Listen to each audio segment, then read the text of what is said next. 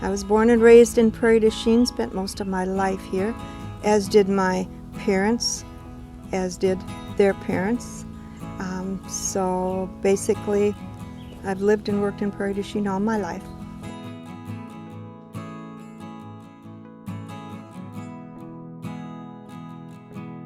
It's been awesome. I've been on the committee, and as we get these responses in, we're getting people that haven't been back since they graduated. I decided, you know what?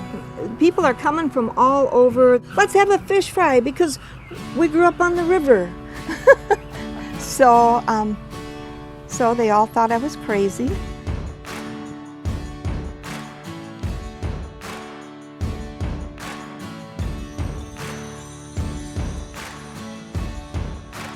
Should we do a test run, Larry, just to see if everything's working good, or? Wouldn't hurt.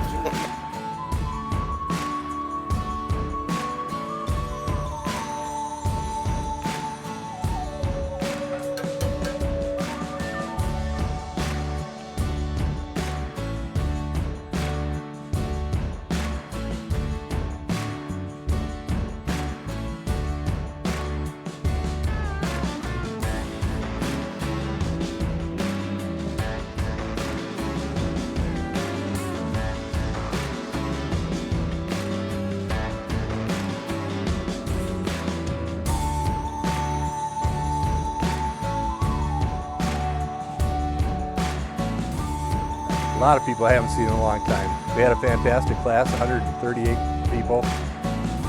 It's a wonderful place to grow up and live. Been Prairie all my life, born and raised, worked all my life here, raised all my family and my grandkids. The river draws people here just like it did 300 years ago. We have a lot of historic sites. You know, people come from all over to see Fort Crawford Museum, to see the Villa Louis. And many towns don't have that historical documentation.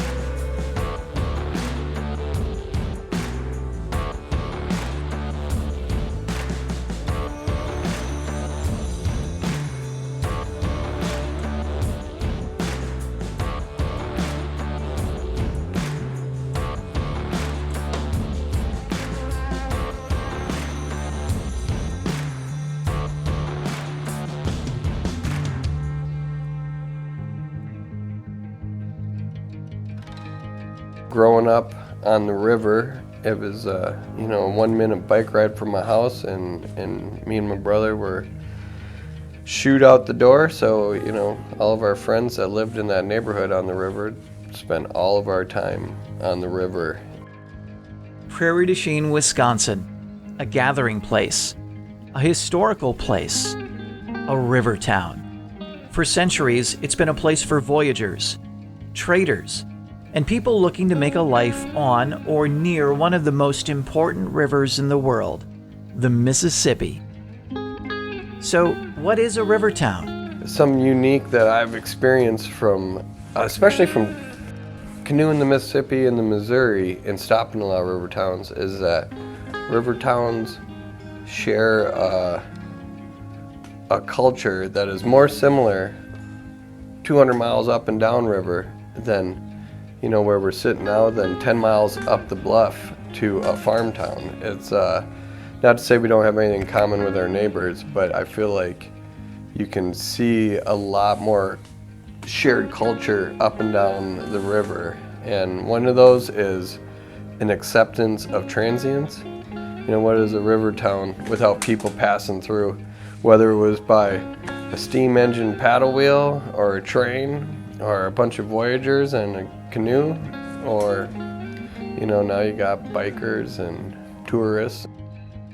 There's no question that the pace in Prairie du Chien is so much different Prairie du Chien is a center, and probably always has been, going back to the rendezvous days. But now Prairie du Chien is a center point for business, for shopping, for medical care, for recreation, certainly, outdoor sports, indoor activities.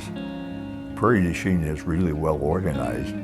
And on and off over the years, a cultural center too, with various groups bringing in entertainers or doing the entertainment themselves.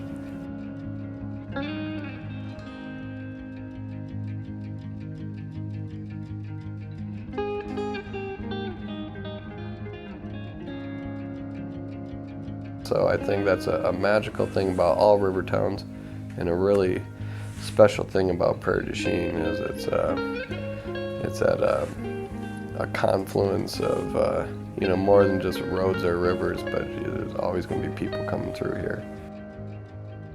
This is the center of the country, and how lucky we are to live along that river.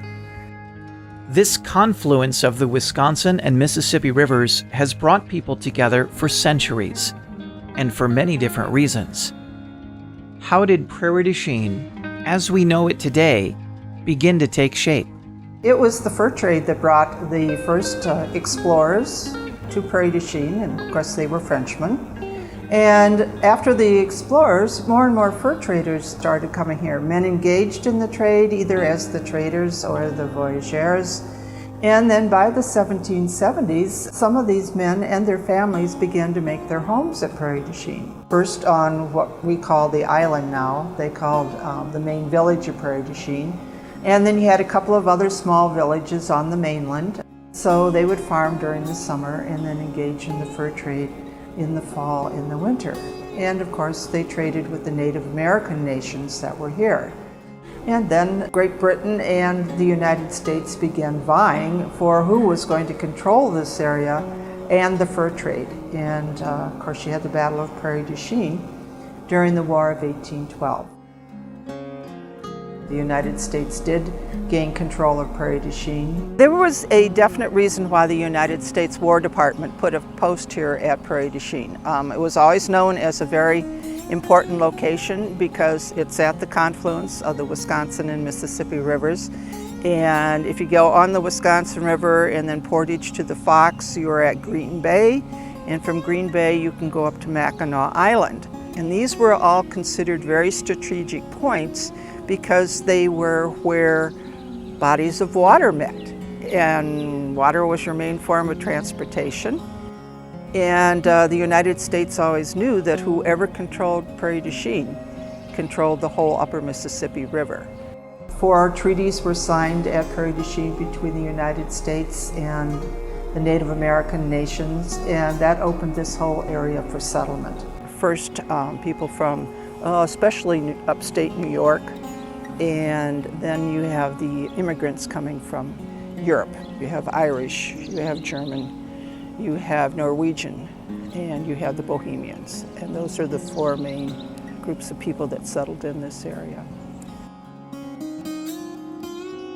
When Prairie du Chien was first settled, it was by non-native people. They were French-speaking people, and so they brought their method of land division with them, which is creating long lots. A long lot that here at Prairie du Chien went from the Mississippi River all the way to the bluffs. So you had a long stretch of land. Part of your land faced on the water highway, and that's where the houses were built, and then the land behind was used for farming. Well, on the lower half of Prairie du Chien, almost every street that runs east and west is right on the line of a division between the long lots. So you can get an idea as to how wide these lots were. And a lot of the streets that go east and west are on these boundaries. So even the way our land is laid out has a lot to do with the earliest settlers here. On my father's side, my great-grandfather Gottlieb Favre came from Switzerland and settled here in 1872. He came from an area in Switzerland where he spoke both French and German, and oftentimes when visitors came to Campion High School, they would call upon him to translate. So he came from Switzerland. He married my great-grandmother, who was French-Canadian. She was a Cardin, and they all settled here. And guess where? They all settled along this road here. The Cardin house was a few blocks up. The Favre house was here. A lot of German families here. You go on what's now called Black Hawk Avenue, and almost all of the commercial structures were constructed by people of German heritage that came here in the 1870s. You have St. John's Church, and that was begun by the Bohemian people who settled here. So there's still a lot of the traditions, and the family names are constant, you know. Mike Valley's ancestors were French Canadians. They came here, settled along the Mississippi River, some in Prairie du Chien, some across the river in Iowa, and Mike still enjoys the river and makes a traditional living off of that, not only with fishing, but with carving decoys. I'm fourth generation commercial fisherman, entrepreneur, businessman in our family in Prairie du Chien. My grandfather, his father, my father, my Uncle Donnie, they were all wholesalers. I'm completely retail. My grandfather's, you know, the way he did things and the way my father did things and the way I do things, wholesale and retail, just because it means business, is a total different thing on the Mississippi River when you're commercial fishing.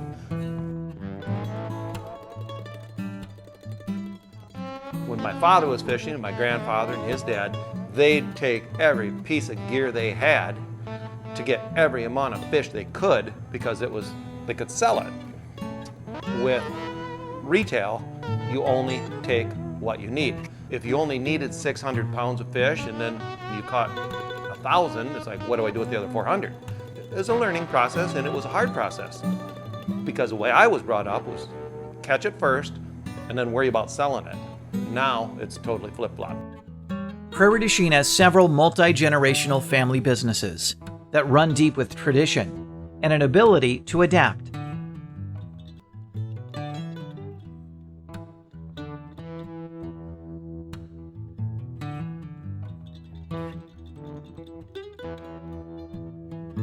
I am very thankful that my father taught me and never once said, don't be a commercial fisherman, get out of this, go do something else. He didn't insinuate that within me. When I grew up as a child with my father, and his market was in the 4th Ward. The 4th Ward. Just saying its name can bring back great memories for the people that experienced it. Located on what's now known as St. Ferial Island, this once vibrant neighborhood was home to many in Prairie du Chien. Born in Prairie du Chien in 1940, I'm in my 80s now. Graduated in 57, and I grew up in the 4th Ward, which at that time was an aldermanic district. We had our own alderman over there. At that time, living on the river, so many of my neighbors made the living on the river by fishing, clamming, and it was a great place to live. At one time, when Aschom was over there, they had sheltered, covered stockyards where the cattle, they would keep them. And naturally, there was like a board fence up part way. And at night, us kids, we'd crawl up that fence, play hide and seek on top of the roof over there at Aschom.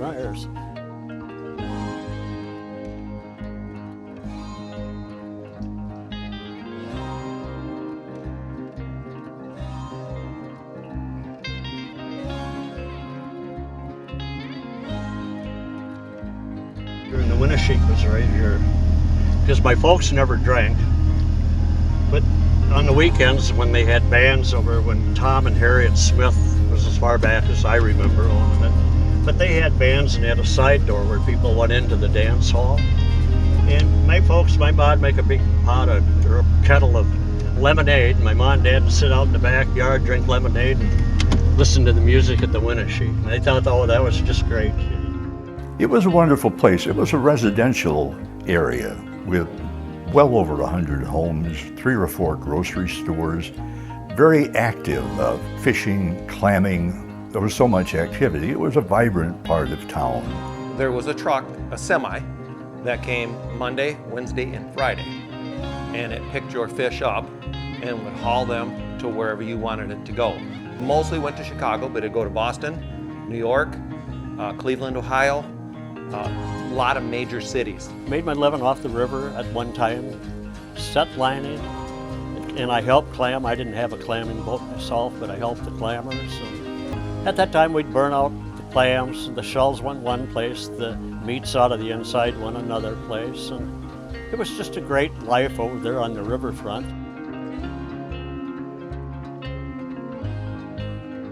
My wife and I got married in '63, and we rented for a year, and in the fall of '64, we bought a house that sat right on that knoll. And at that time, there was no laws to what you could and couldn't do. So at that time, my wife and I, we raised chickens, goats, pigs. We had them all on that lot right there, all fenced in.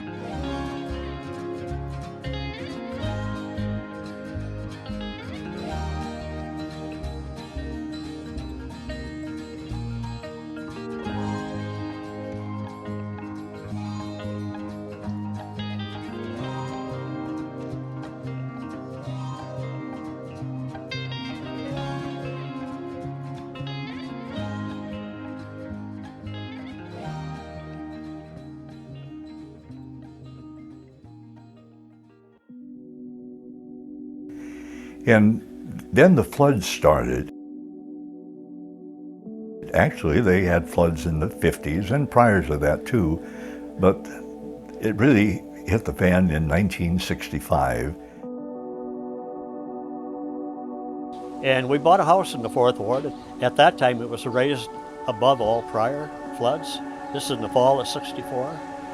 In the spring of '65, we had a record flood, so we thought, oh, it's safe. We didn't take anything out of the house. When we went back, we lost everything we had because the water was right to the top of the kitchen cabinets. And when the water was approximately 2 inches below the first floor, we moved out overnight. It was quite a move, involving a barge, many boats, trucks, the transmitter, the teletype machine, desks, typewriters, records, file cabinets with commercial information. Moved out overnight after going off the air the night before, and worked all night hooking up all of these things to the tower, to all the wiring to the basement, turntables. Imagine the electrical work. They got it done just before we went on the air at 6 a.m. the next day. And there we were. A couple of desks set up, a couple of microphones. We were the hub of the community because imagine all of these people, all of the agencies that needed to get information out to these people.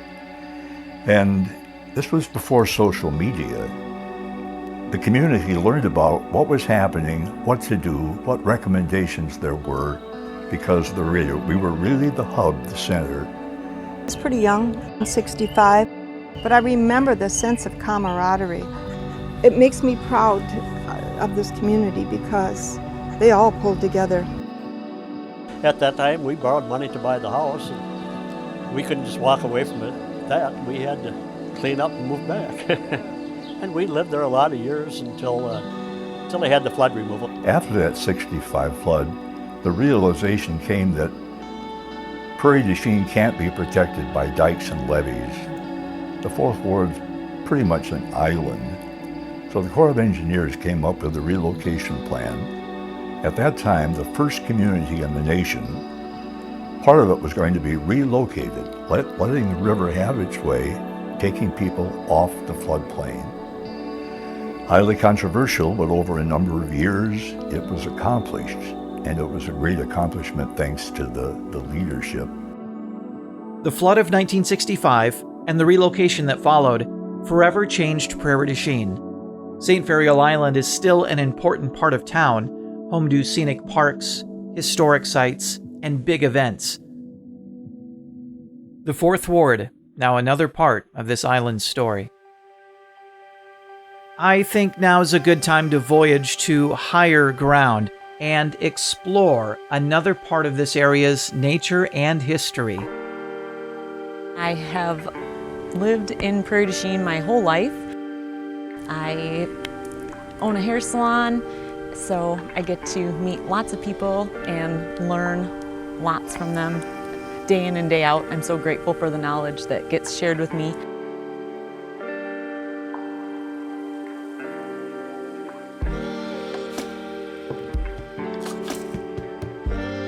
I think we're unbelievably blessed with everything we have around us, all the resources and the history that is here. So when I'm hiking, I usually never know where I'm gonna go until that day. I just feel where I'm pulled, but I have found that I almost always end up where there's Indian mounds, and it's this sense of feeling home, and it's so calming. I just can find myself lost in the thoughts of who was here before me, what were they doing, what was a day like just from sunup until sundown, and how different that world was. It's magical to be out walking and the history and thinking of how much thought and time went in, especially with the Indian mounds and the spots they chose for their loved ones. I love being able to forage. There's just something about being able to find it and then feed your body with it. And with the backpacking, when you can go out and everything you need is on your back to live, you don't need to have your phone. You don't need to have a microwave. You don't need to have the grocery store. Like, you can have everything on your back, and it's a very freeing experience. You can literally learn how to sustainably feed yourself for the rest of your life with one net. You can do it on a fishing pole too, but with one net, legally licensed, you can sustain your family for the rest of your life. You can always catch something to eat. You can catch it right out of this river. There's plenty of fish in the river for everyone. It gives the people here like a chip on their shoulder, I think, and it's why we've got so many unique characters. You know, it wasn't that many years ago that you could go to a factory around here and a household could make a living on one income. But there's a lot of great river rats that would not bow down for that one income, you know, and they're ginsenging and clamming and trapping, selling the fox and the coon for, you know, there's years you could buy a farm and there's years you couldn't buy a bag of groceries, but they're just doing it. And, you know, hopefully I can carry on some of those traditions, and, you know, my children and my friends' children will experience that too. And whatever you do out in the world, you know, it's the character that you approach it with. You pointed out to me. Once you see it, look down the bank there. There you go. There's nothing in there, but you don't want them to be able to get to that bait from the outside. You want to make them figure out how to get to the inside. Well, Dad, when will it be my turn to jump in? When we're all done.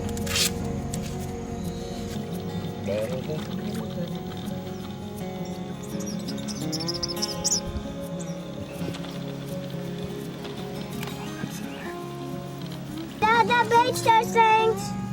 That's good. Why? Because the smell's what gets them in here. They smell that and they think,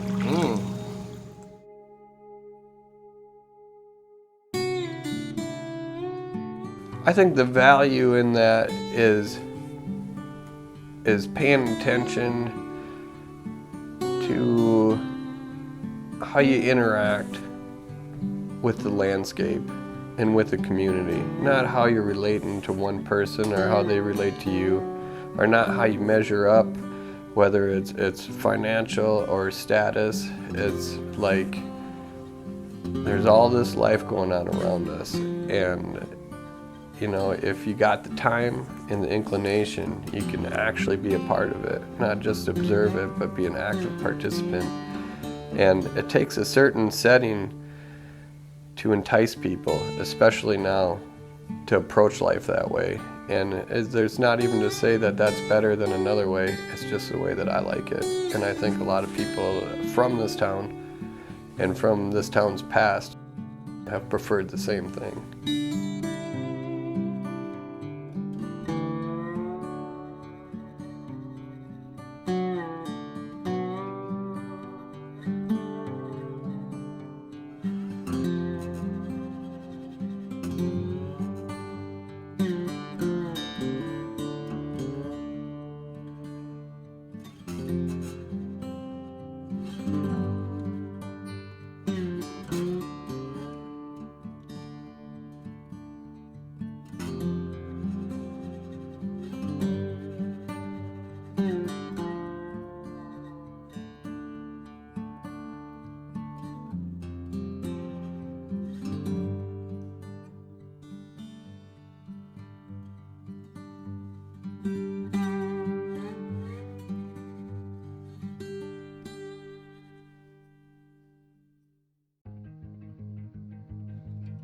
Many people take advantage of it, have their motorboats, their flat bottoms or their small boats for fishing, picnicking on the sandbar, a simple boat ride.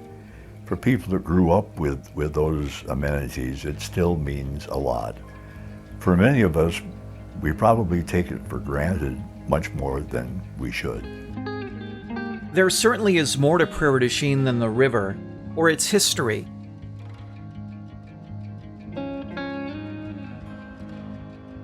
Not everybody goes fishing, and there are many ways to make a living that's enjoyable.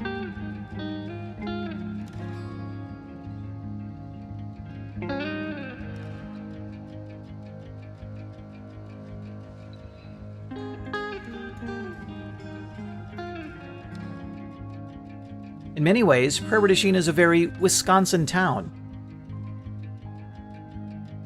But there's no denying the influence that life along the river and the opportunities for self-sustainability it provides shapes this community. You know, it gets in your blood, and my sons as well. Every day in the summer, they'd take their bicycles, they'd go down to the Washington Street Bridge, and they'd fish. And I'd always say, now when St. Gabriel's church bells ring at noon, you come home for lunch. Inevitably, I'd have to go get them. But Prairie du Chien, the pace is still, it's there if you want to take advantage of it, if you slow down and enjoy the pace. Me and my brother were young and would get up early and go fishing down at the bridges. You'll still see kids riding down this one-way street going the wrong way with their fishing poles on their bikes. If you drive at all on Black Hawk Avenue and go toward St. Ferial Island, you'll see kids on bikes every day in the summertime. It's real.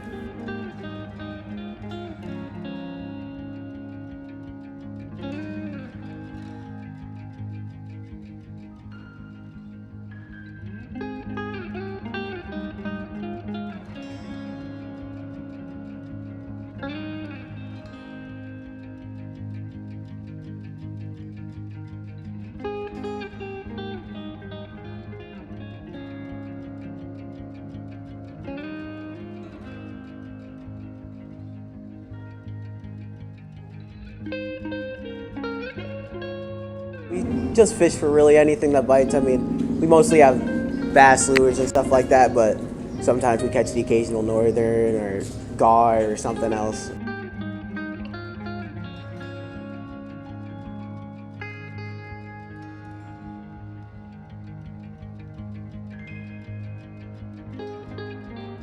It's really nice that I can just ride my bike down any day I want and go fishing.